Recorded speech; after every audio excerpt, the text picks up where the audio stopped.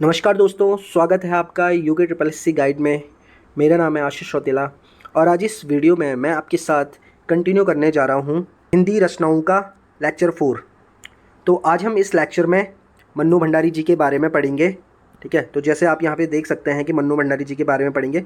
और एक चीज़ ध्यान रखना कि ये जो हिंदी की जो रचनाएँ हैं जो मैं आपके पास लेके आ रहा हूँ लेक्चर्स, तो इनसे कम से कम 2 नंबर के क्वेश्चन पक्का आते हैं। चाहे आप पिछले जितने भी पेपर हुए हो, चाहे कनिष्ठ सहायक का पेपर उठा के देखो, चाहे आप वीडियो के पेपर उठा के देखो, किसी भी शिफ्ट को उठा के देखो, आपको यहाँ से कम 2 क्वेश्चन पक्का मिल ही जाएंगे। ठीक है, तो इस एक टॉपिक से 2 क्वेश्चन कन्फर्म आते ही आते हैं। तो इससे आप समझ सकते हो कि ये जो टॉपिक है वो कितना इंपॉर्टेंट है।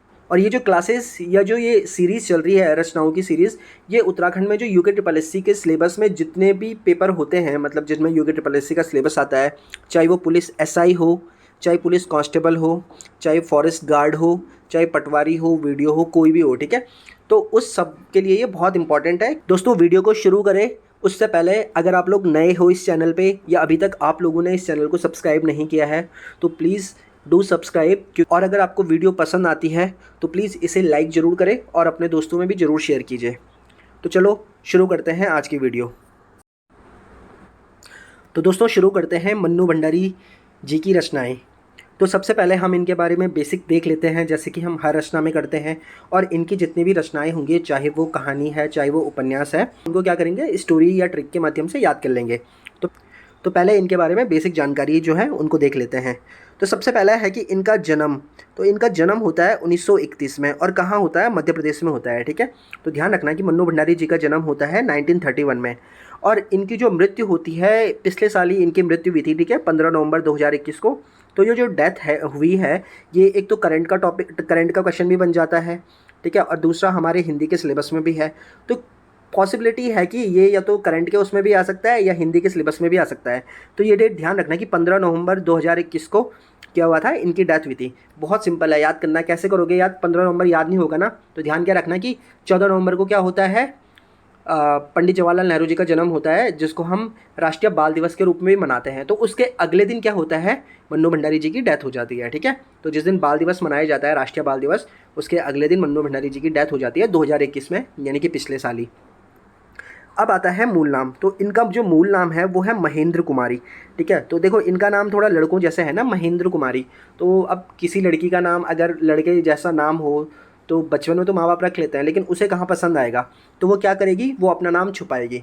तो इन्होंने क्या किया, उसके बाद महेंद्र कुमारी थोड़ा ऑड सा लग रहा था, इसलिए उन्होंने मन्नू भंडारी लिखने लगी है हर जगह। ठीक, तो ध्यान रखना कि इनका मूल नाम क्या है, वो है महेंद्र कुमारी। अब एक इनका उपनाम है। ठीक है, देखो मूल नाम अलग होता है और उपनाम अलग होता है। मूल नाम को हम क्या समझ सकते हैं, जैसे कि जो नाम हमें हमारे माता पिता देते हैं या हमारे परिवार में जो गार्जियन वगैरह देते हैं, तो वो होता है मूल नाम, मतलब जो बचपन का नाम होता है। ठीक है, और उपनाम वो होता है जो हमें हमारा काम दिलाता है। जैसे कि मैंने बहुत बार ये एग्जांपल दिया है कि मिसाइल मैन ऑफ इंडिया, ये जो उपनाम है ये किसका है, जो हमारे भूतपूर्व जो राष्ट्रपति रह चुके हैं हमारे, डॉक्टर एपीजे अब्दुल कलाम जी। ठीक है, उनका नाम। तो मूल नाम अलग होता है और उपनाम अलग होता है। तो ध्यान रखना कि मूल नाम पूछा है कि उपनाम पूछा है। ठीक है, और इनका जो उपनाम है वो है साठोत्तरी कथाकार। ठीक है, तो साठोत्तरी कथाकार कैसे याद करोगे कि 60 आ रहा है ना, 60 साल की एज। तो ये मान के चलो, ये सोच लो कि मन्नू भंडारी ने ना 60 साल के बाद ही कहानी लिखना शुरू किया था। मतलब आपको अज्यूम करना है ये, इसलिए इनका नाम साठोत्तरी कथाकार, इसलिए इनको बोलने लग गया। ठीक है, तो ध्यान रखना कि साठोत्तरी कथाकार किसका उपनाम हो जाएगा, ये हो जाएगा मन्नू भंडारी का। अब इनको व्यास सम्मान मिलता है 2008 में। ठीक है, काफ़ी फेमस सम्मान है ये। तो जैसे व्यास सम्मान हो गया, उसके अलावा साहित्य अकादमी पुरस्कार हो गया, ज्ञानपीठ पुरस्कार हो गया। तो हमारे हिंदी के सिलेबस में जितने भी रचनाकार हैं, ठीक है, जिनको भी ये पुरस्कार मिल रखे ना, ये पुरस्कार अपने आप में इम्पॉर्टेंट हो जाता है। कभी वो ऐसे पूछ लेता है कि फ़लाना पुरस्कार फ़लाने जो लेखक हैं उनको किस साल मिला। कभी वो पूछ देता है कि फ़लाना पुरस्कार फ़लाने लेखक को उनकी किस रचना के लिए मिला। तो अलग अलग तरीके से क्वेश्चन पूछे जा सकते हैं। तो मन्नू भंडारी को व्यास सम्मान मिल रखा है 2008 में। इनकी एक रचना थी, ठीक है, एक कहानी यह भी। ठीक है, इनकी ये जो एक कहानी यह भी है, ये इनकी क्या है, ये इनकी ऑटोबायोग्राफी है, मतलब ये इनकी आत्मकथा है, एक कहानी यह भी। इसके लिए इन्हें 2008 में क्या हुआ, व्यास सम्मान मिला है। ठीक है, तो बहुत सिंपल सा बताया। जन्म होता है 1931 में, कहाँ होता है, एमपी में होता है। ठीक है, मृत्यु होती है 15 नवंबर, यानी कि राष्ट्रीय बाल दिवस के एक दिन बाद, तो 15 नवंबर 2021 को।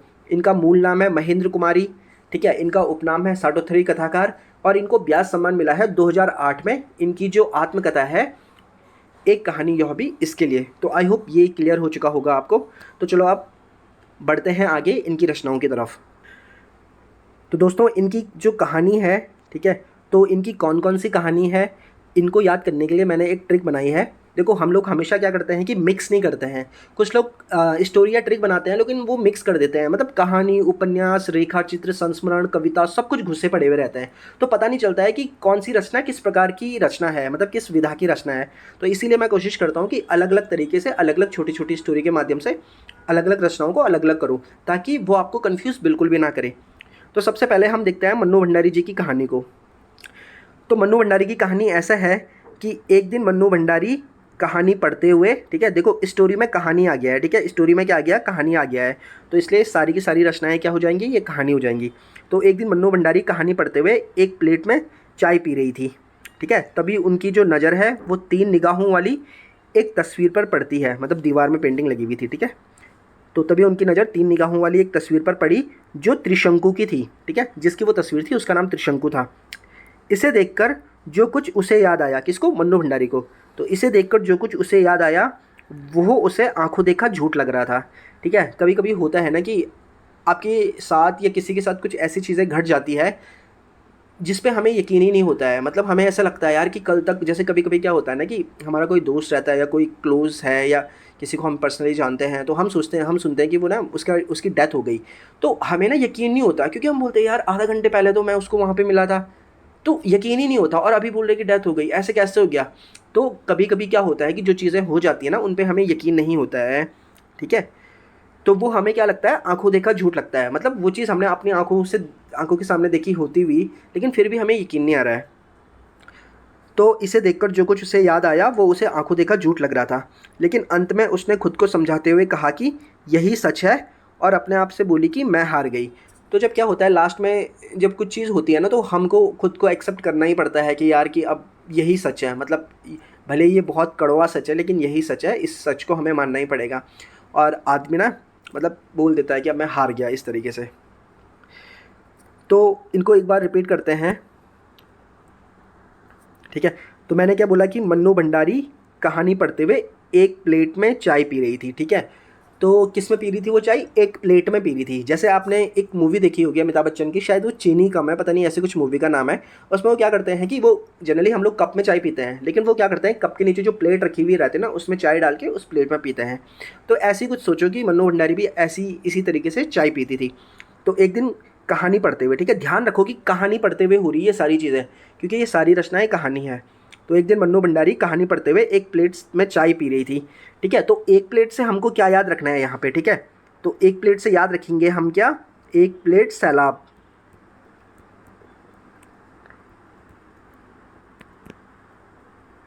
ठीक है। तो थोड़ा लिखा नहीं जा रहा है ढंग से, ठीक है। तो एक प्लेट से याद रखेंगे हम एक प्लेट सैलाब। तो एक प्लेट सैलाब किसकी रचना हो जाएगी, ये मन्नू भंडारी की रचना हो जाएगी, ठीक है। और ये किस प्रकार की रचना है, या फिर ये किस प्रकार की, या ये किस विधा की रचना है, अगर इस तरीके से भी क्वेश्चन आएगा तो ध्यान रखना ये कहानी हो जाएगी, ठीक है।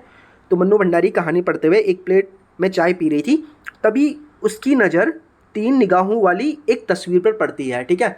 जैसे भगवान शिव जी की 3 आँखें होती है ना, 2 आँखें तो ये होती है और बीच वाली एक आँख भी होती है, ठीक है।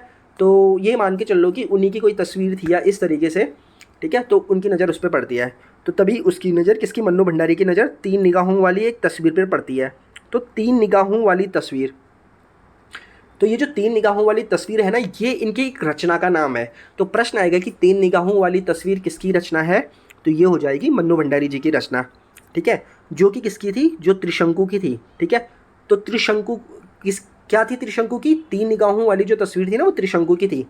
तो प्रश्न आएगा कि त्रिशंकु किसकी रचना है, तो त्रिशंकु रचना भी हो जाएगी मन्नू भंडारी की, ठीक है। और ये सारी की सारी रचनाएं क्या है, ये कहानी है, ठीक है, ये तो मैं बता चुका हूँ। अब जो वो 3 निगाहों वाली तस्वीर को देखती है जो कि त्रिशंकु की थी, इसे देखकर जो कुछ भी उसे याद आया, मतलब इसे देखकर मन्नू भंडारी को जो कुछ भी याद आया वो सब उसे आंखों देखा झूठ लग रहा था, मतलब उसको पता था कि ये सब जो चीज़ हुई है वो सब उसकी आंखों के सामने हुआ था, लेकिन उसको फिर भी वो झूठ लग रहा था। ठीक है, तो किसको लग रहा था आंखों देखा झूठ? ये लग रहा था मन्नू भंडारी को। तो प्रश्न आएगा कि आंखों देखा झूठ किसकी रचना है?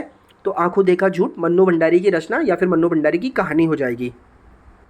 लेकिन जब वो बहुत बार सोचा उसने, तो अंत में उसने खुद को समझाया, ठीक है, और अपने आप को समझाते हुए बोली कि यही सच है। ठीक है, क्या बोली? कि यार मन्नू अब मान ले कि यही सच है। तो किसने बोला था खुद से कि मन्नू मान ले कि यही सच है? ये बोला था मन्नू भंडारी ने। ठीक है, तो यही सच है, ये किसकी कहानी हो जाएगी? ये हो जाएगी मन्नू भंडारी की कहानी।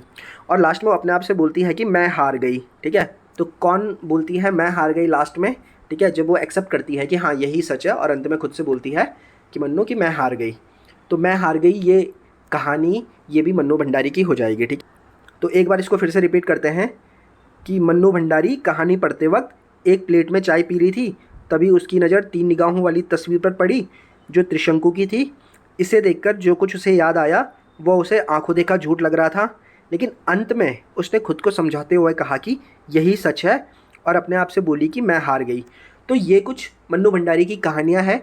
और दोस्तों ध्यान रखना कि यही कहानियाँ इंपॉर्टेंट है, इससे ज़्यादा मत पढ़ना, क्योंकि पेपर में आएंगी नहीं, और फिर फालतू में पढ़ने का क्या मतलब है जब पेपर में आना ही नहीं है। और आप अगर ये बोलोगे कि मैं इतने कॉन्फिडेंस से कैसे बोल रहा हूँ पेपर में नहीं आएंगी, क्योंकि एक तो मैं अपने एक्सपीरियंस के बेस पे बोल रहा हूँ। ठीक है, 5 पेपर मैंने भी देखे हैं, 3 वीडियो के और 2 कनिष्ठ सहायक के, किसी में भी एनसीईआरटी से बाहर रचनाएं नहीं आई हैं। ठीक है, यकीन नहीं आ रहा है तो आप चेक करके देख लेना। तो मेरा ये मानना है कि लिमिटेड चीज़ें पढ़नी चाहिए। ठीक है, सिलेबस बहुत ज़्यादा है, अगर हम उतना सब कुछ पढ़ने लगे तो हमें 2-3 साल चाहिए, तो 2-3 साल का हमारे पास टाइम नहीं है। ठीक है, और अगर हमको ये चाहिए कि 8-9 महीने में, 5-6 महीने या इसमें थोड़ा ठीक ठाक स्कोर करके, ठीक है, क्वेश्चन सही करने हैं, तो हमको यही मेथड अपनाना पड़ेगा जो पढ़ना है। ठीक है, एग्ज़ाम ओरिएंटेड चीज़ें पढ़नी है, फालतू की चीज़ें नहीं पढ़नी है। तो क्या पढ़ना है, इससे ज़्यादा इंपॉर्टेंट हमेशा ये होता है कि क्या नहीं पढ़ना है। तो चलो, अब ये हो गई कहानी। अब इसके बाद देखते हैं कि इनके उपन्यास क्या क्या हैं। अब मन्नू भंडारी जी के उपन्यास को हम देखते हैं। ठीक है, तो उपन्यास के बारे में भी एक स्टोरी है। तो मैंने जब आपको ये पहले कहानी वाली स्टोरी बताई थी ना, तो उसमें मैंने बोला था कि अंत में मन्नू भंडारी बोलती है अपने आप को, मतलब बोलती है कि यही सच है, और अंत में खुद से बोलती है कि मैं हार गई। तो वो जब ये बोलती है ना, तो अच्छा तभी दरवाजे की घंटी बजती है। ठीक है, तो मन्नू भंडारी, जैसे कभी आपने देखा होगा ना कि आपके घर में अगर जो आपकी दादी वगैरह या कोई बुजुर्ग भी रहता है, तो अगर आप बाहर से मतलब दरवाज़ा की बैल बजाते हो या दरवाज़ा बजाते हो, या तो अंदर से आवाज़ आती है कि वो बोलते हैं कि हाँ कि कौन है, कि मतलब दरवाज़ा खुलने से पहले ही पूछ लेते हैं कि कौन है। ठीक है, दरवाज़ा बाद में खुलता है, पहले आवाज़ लगा देते हैं। तो सेम ऐसी चीज़ होती है। तो तभी दरवाजे की घंटी बजी और मन्नू भंडारी ने दरवाज़ा खुलने से पहले पूछा कि कौन है। तो बाहर से आवाज़ आई, मैं हूँ दादी आपका बंटी। ठीक है, यह सुनते ही मन्नू भंडारी के चेहरे पे 1 इंच मुस्कान आ गई। वो अभी तक बहुत ज़्यादा उदास थी। ठीक है, लेकिन जैसे ही उसने बाहर से आवाज़ सुनी कि मैं हूँ दादी आपका बंटी, तो कौन? वो उनका पोता था बाहर। तो कभी आपने देखा होगा कि जो दादा दादी होते हैं, जो बुजुर्ग होते हैं, वो अपने पोतों से, पोते पोतियों से ना बहुत प्यार करते हैं। तो ये उसकी बस आवाज़ सुन के ही मन्नू भंडारी के चेहरे पे 1 इंच मुस्कान आ गई।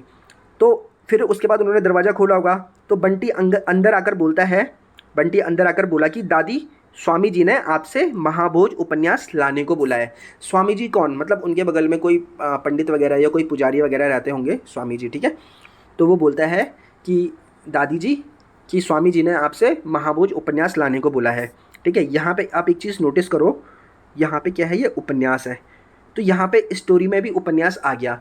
तो ये जो रचनाएं हैं, जितनी भी ये रचनाएं हैं ना इस स्टोरी में, ये सारी की सारी रचनाएं क्या है? ये सारी की रचनाएं हैं उपन्यास।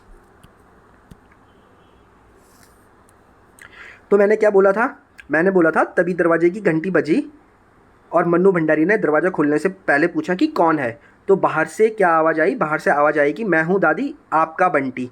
ठीक है, तो प्रश्न आएगा कि आपका बंटी किसकी रचना है? तो आपका बंटी हो जाएगा मन्नू भंडारी की रचना। और आपका बंटी क्या है? ये एक उपन्यास है मन्नू भंडारी जी का।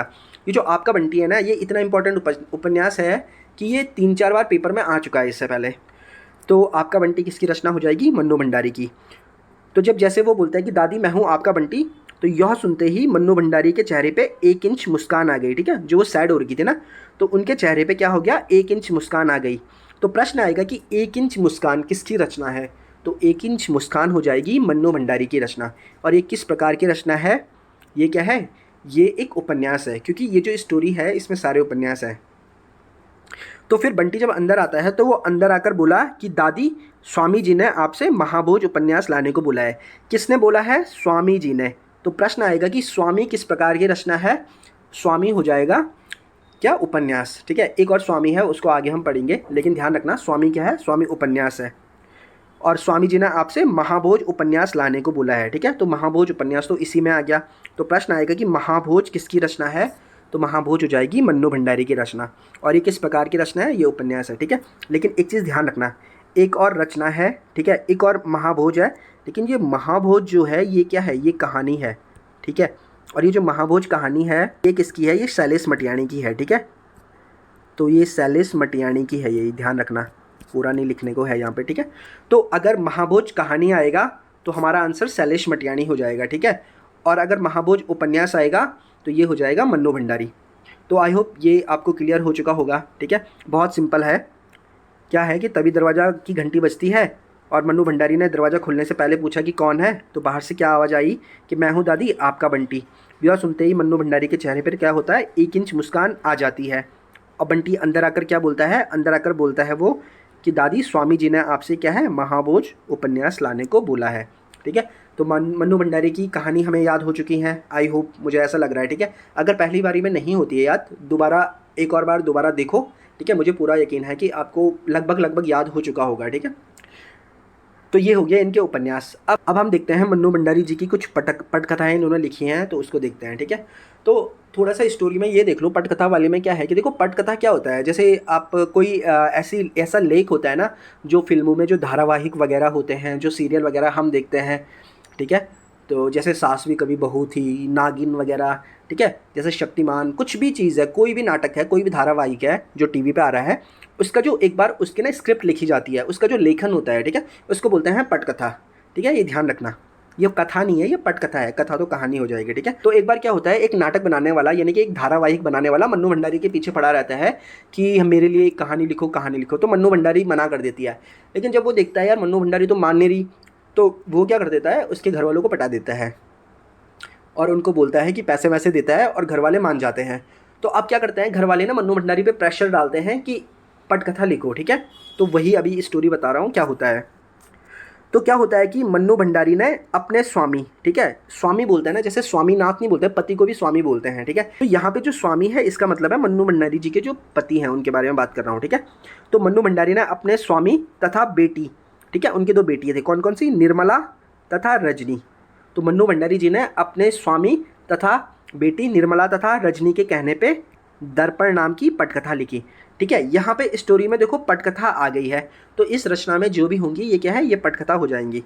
तो क्या बताया मैंने आपको बोला कि मन्नू भंडारी ने अपने स्वामी तथा बेटी निर्मला तथा रजनी के कहने पे दर्पण पटकथा लिखी।